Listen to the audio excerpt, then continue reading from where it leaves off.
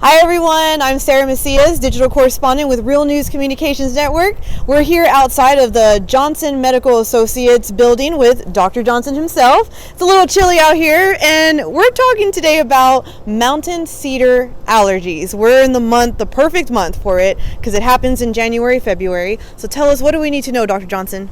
Well, Mountain Cedar is of the juniper family, and it produces pollen. And that's all that yellow stuff that gets all over your car. And oh, I hate that. Yeah. Well, it also affects certain people that are allergic to it and can cause itchy eyes, runny nose, but it causes headache and fatigue. And so people wonder why they feel bad in the winter sometimes. And if they haven't paid attention to the seasonal part of it, they need to look back and see, do I feel worse in those months that we're talking about where Mountain Cedar's out there, and then look at the paper and get the pollen count and see if your symptoms relate to the level of pollen that's in the air of Mountain Cedar. Now, the paper has other pollens too, but Mountain Cedar is in December, January, and February. So, I was going to ask, why January and February is that the big months, I guess, for it to come around? Well, that's when the trees pollinate. Okay, and that so makes sense. And they give off their pollen, and that's that yellow stuff that gets on your car, all that pollen.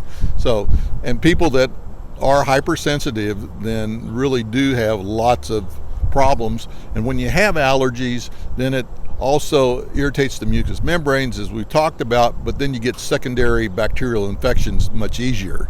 So you end up with an allergy, but then a secondary sinus infection, headaches, congestion, cough with it. And the question everybody probably wants to know, if they're suffering from it, how can they get rid of it? Well, number one is avoid it. So you stay inside more during that period of time. If you're really sensitive, you can wear a mask if you're working outside. Antihistamine helps cut down some of the symptoms and prevent some of the symptoms.